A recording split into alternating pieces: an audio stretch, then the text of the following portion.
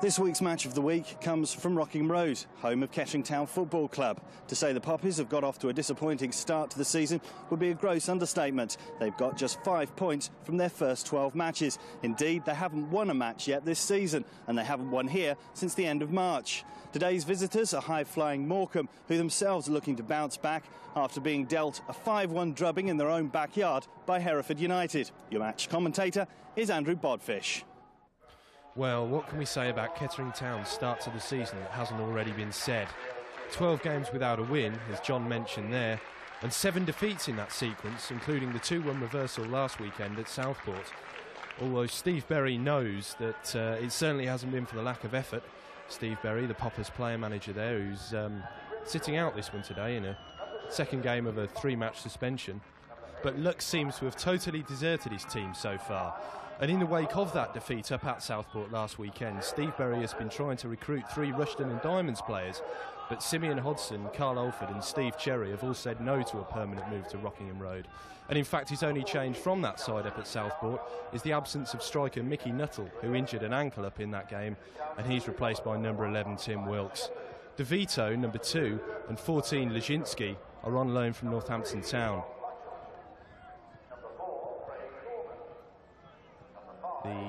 The visitors, Morecambe, remain third in the conference table, despite being hammered at home by Hereford last week.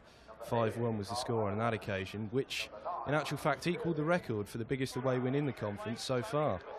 The 2 skippers this afternoon. Poppies have Craig Norman wearing the armband. The Morecambe captain is Dave McKerney.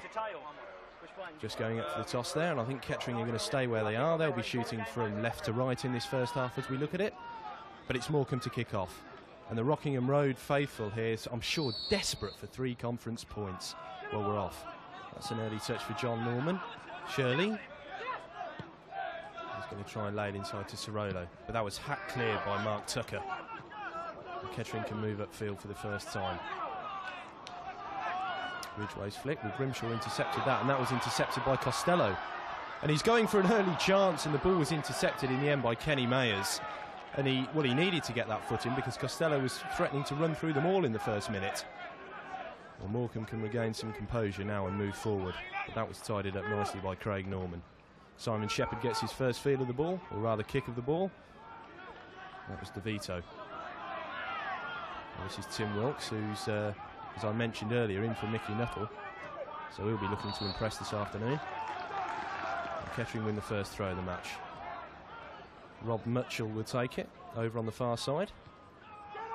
A pretty sparse crowd at Rockingham Road this afternoon. Some 1,500 or so here. Oh, poor ball intercepted by Wilkes.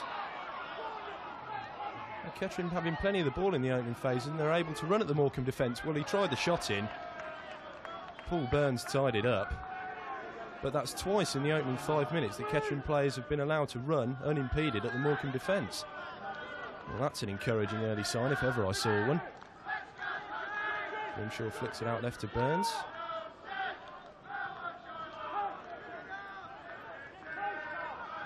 And the visitors content to play it around at the back at the moment.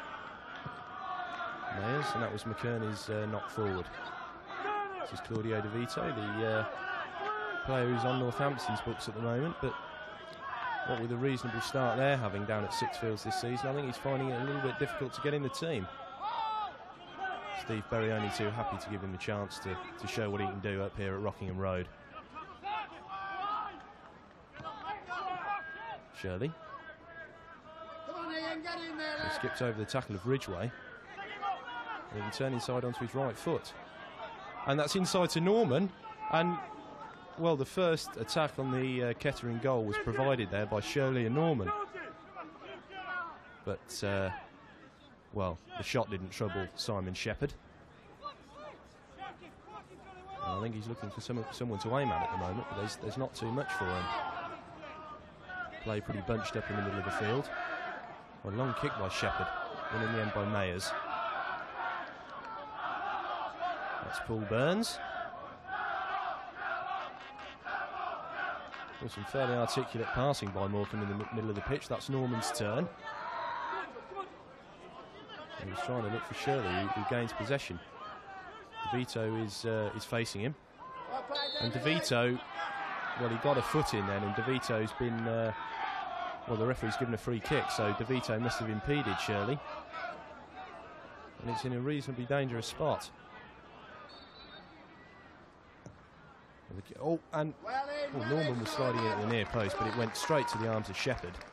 A teasing free kick played in there by Mark Shirley. Kettering survive. Number 6 was Colin Bowden. John Norman. It's outside to Monk. Monk's got a couple of players to aim at here, but his ball didn't find Norman, and Shepherd gets another touch.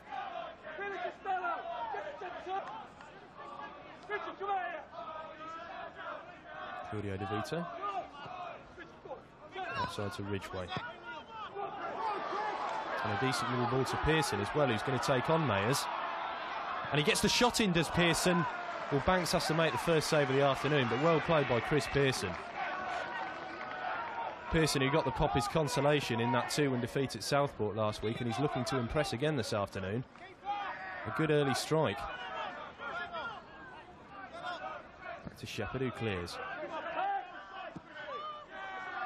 Well, and McKerney won possession again, and Norman's got a little bit of space about 20 yards out, and he's going to take on, well, he was trying to take on Mark Tucker, but Tucker got back and conceded the throw-in. Number 3 is Darren Hughes. He used to be a Northampton Town player. Norman. Well, the ball clipped in then was by Brian Healy. That one all the way through to Shepherd. And the Morecambe attack looking pretty blunt at the moment. They've had their approach work has been fine, but their final ball into a striker or midfielder running through is well, it hasn't happened basically so far. That's Pearson. That's nicely taken down by Chris Pearson. It's had a lively opening, the diminutive little forward. That's Ridgway. And DeVito, that's well played. Well, DeVito went through 2 players then. He's trying to get to the byline. Hooks in a decent cross. Well gathered by Banks. Andrew Banks, the Morecambe keeper. That was a good throw out to Burns. Number 8 is Healy. That's Andy Grimshaw. It is touched to Serralo.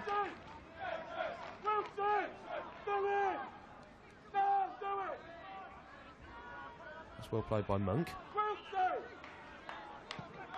Well, Monk was looking for a free kick then, but certainly didn't get it.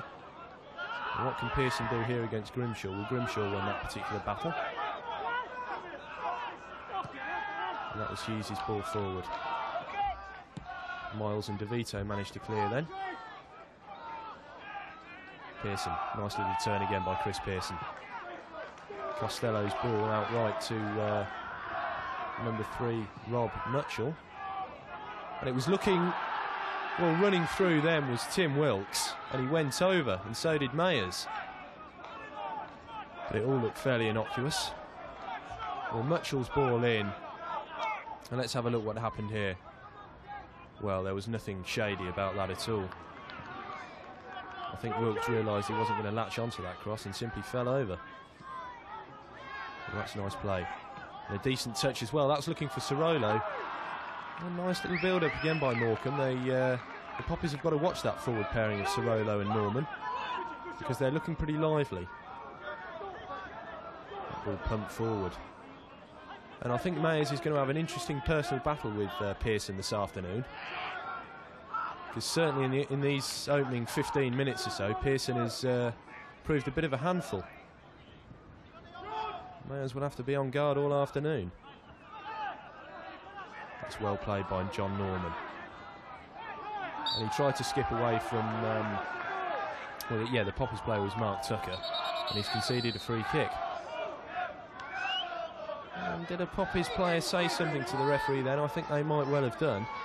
I can't think that foul was given against Tucker. Well, Claudio DeVito's being spoken to by the referee, who is Mr. Bryan of Stamford. And DeVito's going to be the first player in the book this afternoon. That must have been for something he said to the referee, because he wasn't involved in the earlier challenge. Yeah, he gets the yellow card. Pretty central position, about 25 yards out. This could well be a strike on goal from a Morecambe player.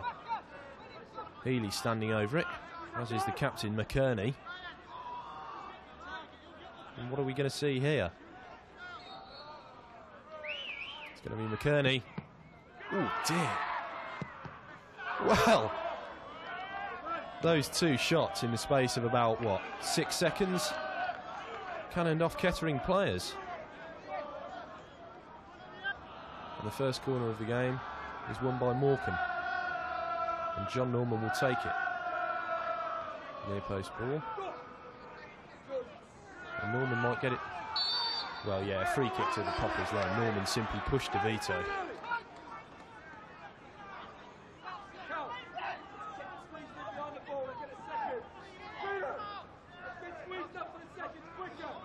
Simon Shepherd will take the kick. In what has been a pretty lively opening by the Poppies.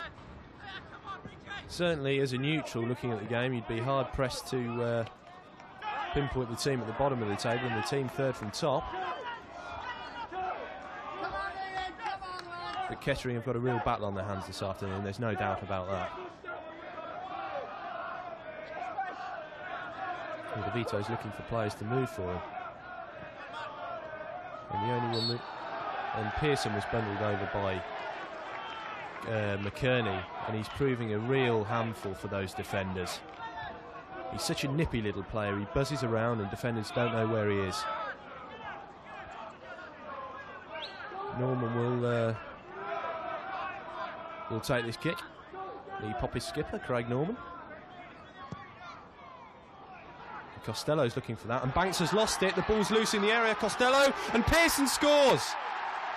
Kettering have the lead, 27 minutes gone, and Chris Pearson gets his second goal in as many games. And look at that, they're absolutely delighted about that, those Poppies players. Well, that's what that goal means to the crowd here at Rockingham Road. The ball flicked in from the free kick by Craig Norman. It caused all manner of trouble in the box. Banks came but didn't get it. The ball was loose and Morecambe players didn't know where that ball was. Costello had a chance, but Pearson, look at that, great finish.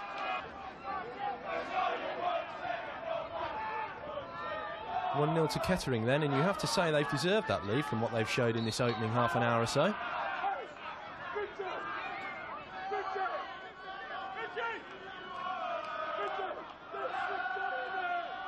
Morecambe looking for a quick retaliation.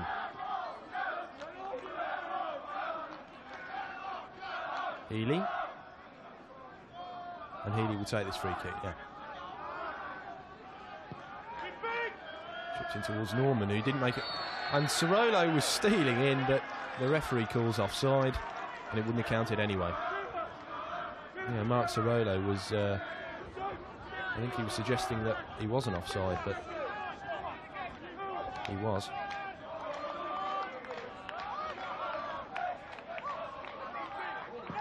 Shepherd's kick. And the Morecambe bench there, fairly perplexed, I would have thought, as to what they've seen. Certainly I'm not suggesting that they would have come away to the bottom place team and expected an easy win, but Kettering have really surpassed themselves as Pearson attacks again and wins a corner.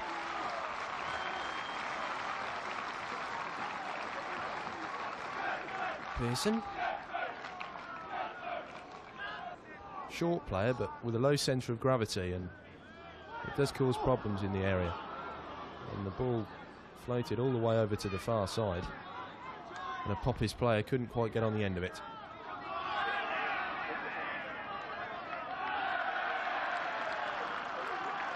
It's out for Kettering throw, and they continue to pile on the pressure.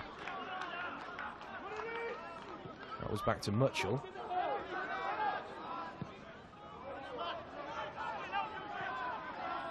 It's Tucker's ball looking for Chris Pearson again. Lays it back to Ridgway. And the effort was by Costello. And Costello might get another chance. Well, but this time Banks proved equal to it in the air, unlike with the free kick that resulted in the Kettering goal. Well claimed by the keeper. Ridgway completely missed that. And Mark Shirley could build again. Well played. Decent interception by Mitchell. That ball was sailing all the way over to Paul Burns on the far side, but... Well, you certainly know you're watching football on a winter afternoon when you see that. Floodlights being turned on as early as the first half. Yeah, certainly the Poppies have looked fairly comfortable from what I've seen so far. The threat up front of Norman and Sorolo has been pretty easily snubbed out, I would suggest, by Tucker and Bowden in the Poppies' defence. And you really feel if they could get a second goal before half-time, that surely would pave the way for their first conference victory of the season. Chipped in again towards Mitchell. Held the ball up well then, Mitchell. That came out to Carl Adams. What can he do here, Carl Adams?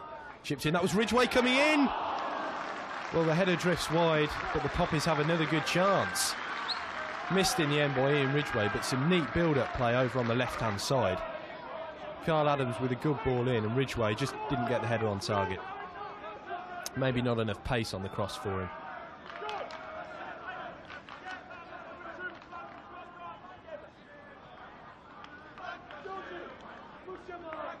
Kettering have another throw.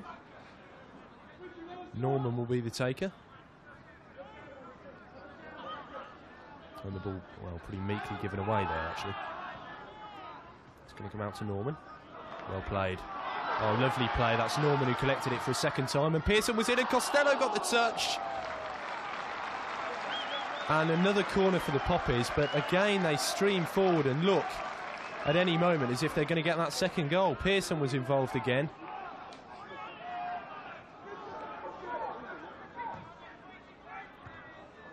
And the corner clipped in and was cleared by Morecambe. Going to come out. DeVito's ball back in. And well, yeah, he'd strayed into an offside position, Claudio DeVito. Mark Shirley. Well played by Sorolo. Nice turn and pass. Healy.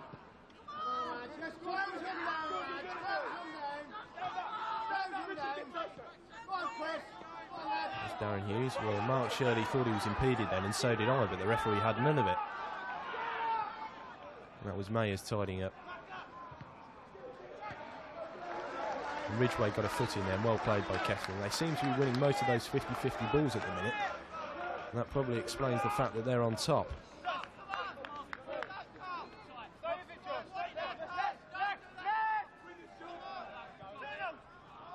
Short throw.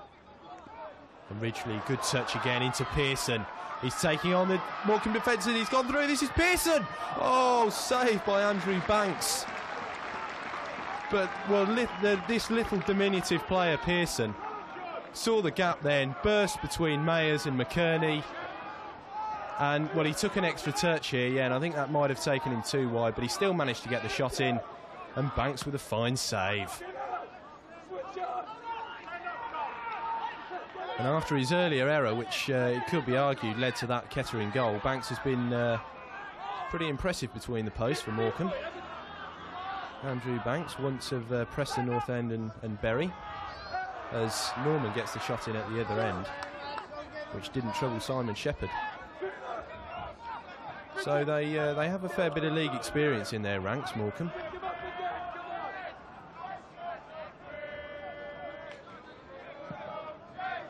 Shepherd boots the ball upfield. Ridgway got another touch. This is Chris Pearson. And it's a Morecambe throw there, and that ball must have ricocheted back off Pearson's body.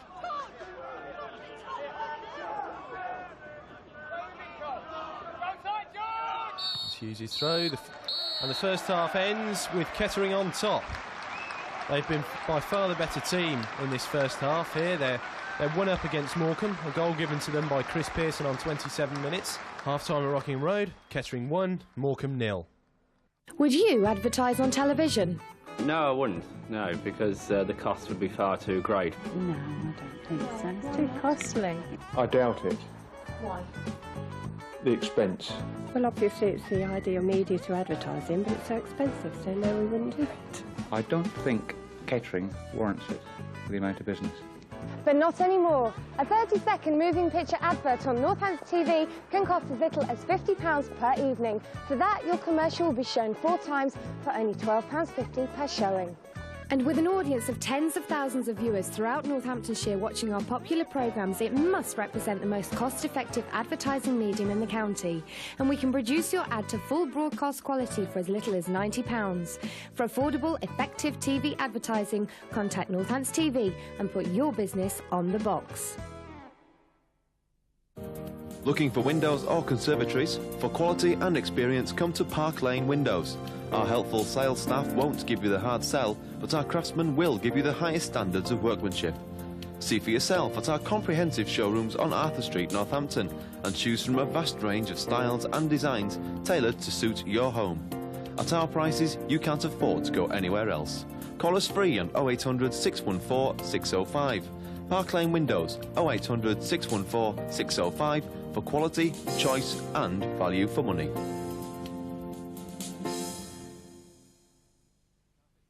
Carpets in need of a clean? Then give them a professional spring clean from Home Care Cleaning Services. Our fully professional valeting service puts life and beauty back into carpets, soft furnishings and oriental rugs. You spend a fortune making your home your castle.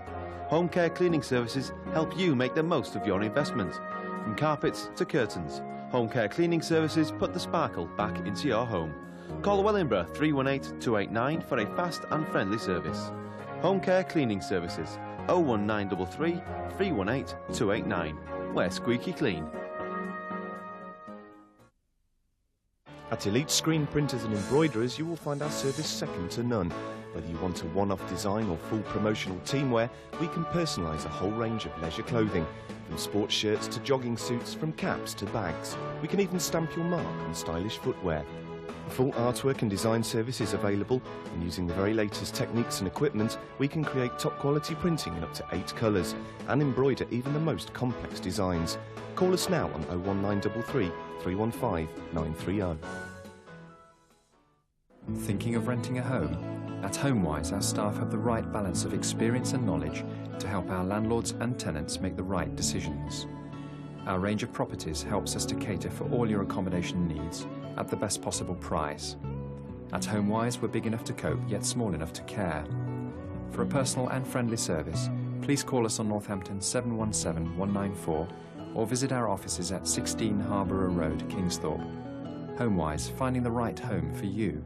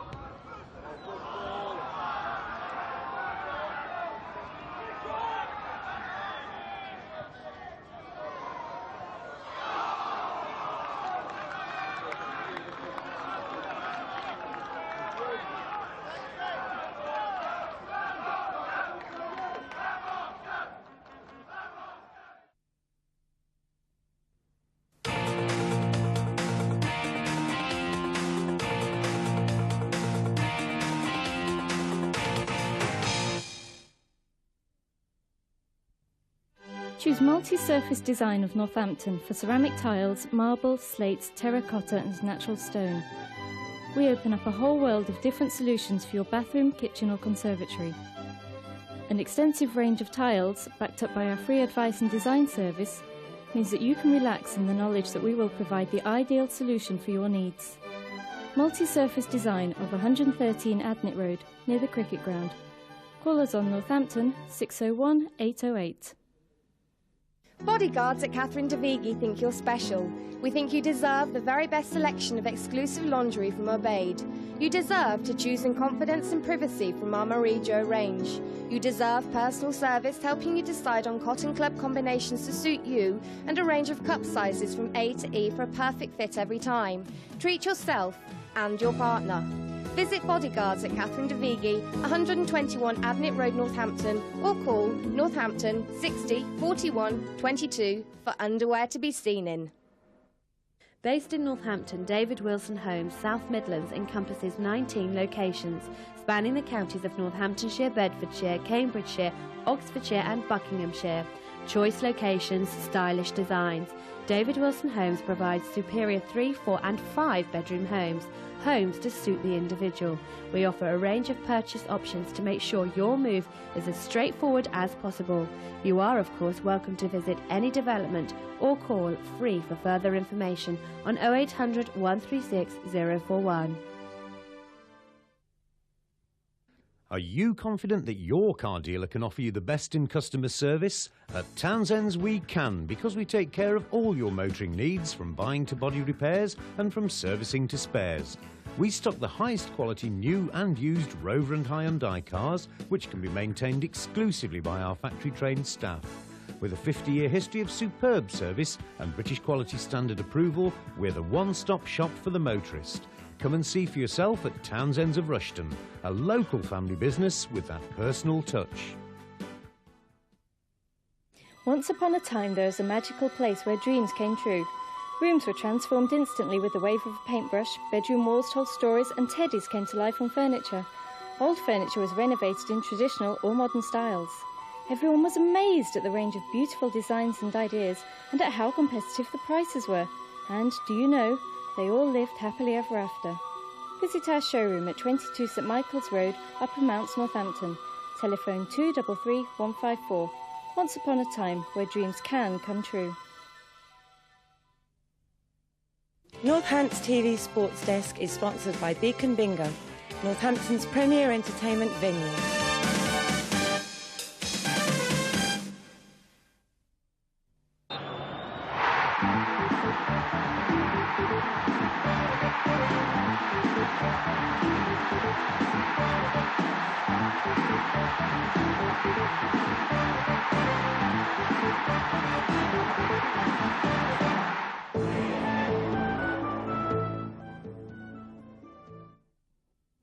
Hello, I'm John Griff and welcome to the Friday Sports Desk. In tonight's programme we look ahead to Northampton Town's first round FA Cup tie at Exeter tomorrow with an ex-City player who's now with the Cobblers. The full story also behind the worst kept secret in cricket, i.e. the naming of Kevin Curran as the new Northamptonshire captain. And we've got all the week's news concerning the Northampton Saints. We start with football tonight, and Northampton Town begin this season's FA Cup adventure tomorrow with a first round trip to Exeter City.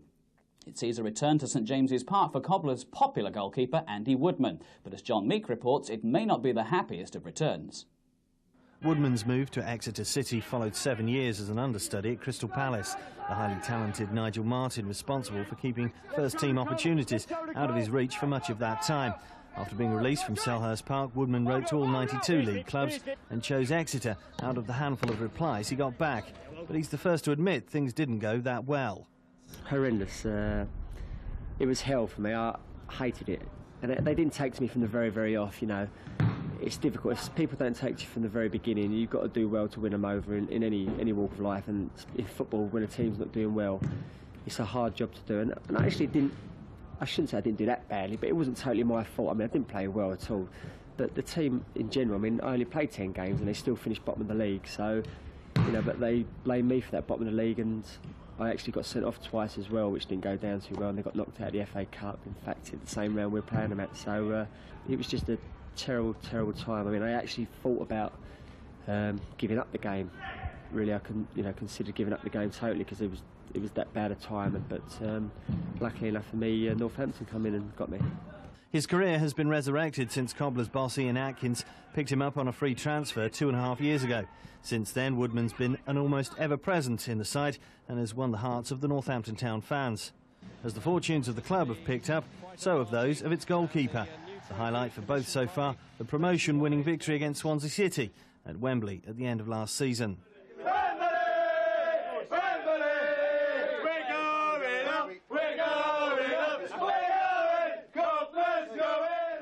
Woodman, who's now 26, says one of the major factors in his improvement has been the help of goalkeeping coach Tony Godden. The former West Brom, Chelsea and Birmingham City shot stopper has had an increasingly influential hand in the development of both the Cobblers' #1 choice and his understudy Billy Turley. He's not like other goalkeeping coaches as well. He doesn't just do the normal sort of, the same routine all the time. We stick to that. It's more of working at what I've got problems with in the goalkeeping game and sort of trying to adjust to it and working on those sort of aspects, more personal one-to-one with myself and Billy Turley. So he's been very good. I think without him, I would have had the success I've had myself, and I think he's got to take a lot of the credit. Northampton now boasts one of the meanest defences in the Football League. It's a record Woodman's proud of, and rightly so. And a clean sheet is his #1 priority on Saturday, although he's again not expecting life to be easy on his return to St James's Park. But they're going to give me some stick. All it does really is makes me want to prove them wrong and play better, to be honest. Our supporters always, sort of counteract what they're shouting at me, which is nice, makes me play to our supporters a little bit more, makes me feel, well appreciated at long last. And it's something just you'd expect it sort of at any club you go back to, but it'll be a difficult game, no doubt about it. I mean, I believe we might be favourites to win it, but I don't think there's favourites in FA Cup games as far as like 2nd and 3rd division, the difference being in the leagues. It'll be a difficult game. Hopefully we'll get the result. Personally, I've never lost it since I've been back, so hopefully we'll get the result. Cobblers' new signing, veteran Northern Ireland defender Colin Hill, won't feature in tomorrow's cup tie. The 34-year-old, who joined the club at the end of last week, hasn't received international clearance in time from the Swedish FA, where he was last playing for part-timers Trelleborg. Graham Potter, who's currently on loan at Sixfields from West Bromwich Albion, is also unavailable. Meanwhile, Northampton manager Ian Atkins says he's heard nothing from Peterborough United following reports of their interest in signing Cobblers defender David Rennie. It's suggested that posh boss Barry Fry has turned his attention to the 33-year-old ex-Leeds and Coventry player after losing the race to sign Colin Hill. Rennie has failed to command a regular place in the Cobblers' starting lineup after suffering a knee injury at the end of last season. Kettering Town now boast the worst start to a conference season of any club ever. Last Saturday's 1-1 draw with Morecambe, while creditable, means that the Poppies are without a win in any of their 13 games played so far. The unenviable record was previously held by Boston United, who put together a 12-match sequence in the 1992-1993 season. Kettering, who entertained Dover Athletic at Rockingham Road tomorrow, look to record their first win on home soil since the end of March. That's a victory that could lift them off the bottom of the table if Gateshead slip up. The Poppies will be bolstered by the return of player-manager Steve Berry, back after serving a 3-match suspension. Well, Dover, I mean, certainly we played them a few weeks ago in the Sporting Cup and beat them 3-1 and very comfortably without a first team, if you like. We had a couple of trialists played that night, and I unfortunately came off with an injury at half-time, and we were a makeshift side and certainly made Dover look a very poor side. And, if they haven't improved much, I should hope that's a home banker for us, but we'll wait and see. Mid-table Rushden and Diamonds, meanwhile, will be looking to build on last weekend's 1-0 victory at Welling. Victory for the Diamonds at Nen Park against Kidderminster tomorrow could see them move up into 6th position. That's their highest ever ranking in senior football. We'll feature action from Saturday's match on Monday's Sports Desk, and there's extended highlights on Thursday's match of the week. In cricket, Northamptonshire have, as expected, named all-rounder Kevin Curran as their new captain. The 38-year-old, who was born in Zimbabwe, was the unanimous choice of the club's general committee at a meeting earlier this week. He joined Northamptonshire in 1991 from Gloucestershire and takes over the skipper's job from Rob Bailey, who was sacked as captain last month. Curran, who was the county's Player of the Year in both 1996 and 1997, is spending the winter playing in South Africa. Well, he's experienced, for a start. I mean, he's one of the most experienced players still playing in first-class cricket. He's had captaincy experience overseas, both for Natal, for Boland, where he's playing in South Africa, and in his home country of Zimbabwe. He's become more of a leading light in our dressing room. When he joined us from Gloucestershire, he was actually very quiet and kept himself largely to himself. But over the last 3 or 4 years, he's taken a pretty leading role. He's someone that everyone consults. He talks and analyses the game very well. And also, he relates very much to the younger players.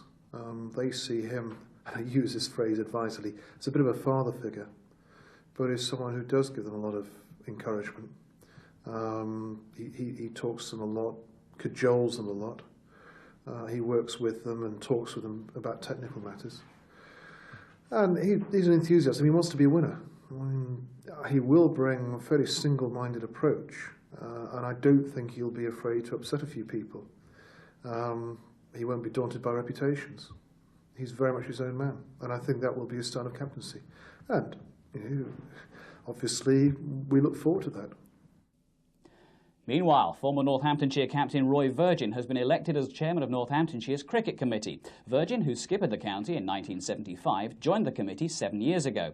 He takes over from Roy Wills, who stood down as chair in September after 4 years in the job. Rugby now, and Northampton Saints have again been in the headlines this week. The club signed England winger John Slightholme on a 3-year deal for an undisclosed fee.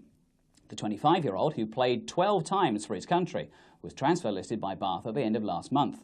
Slightholme is the second international to join the Saints this season. South African Gary Pagel arrived at Franklin's Gardens last month. But Slightholme will have to wait until December the 13th to make his Premiership debut for Northampton, when they travel to London Irish.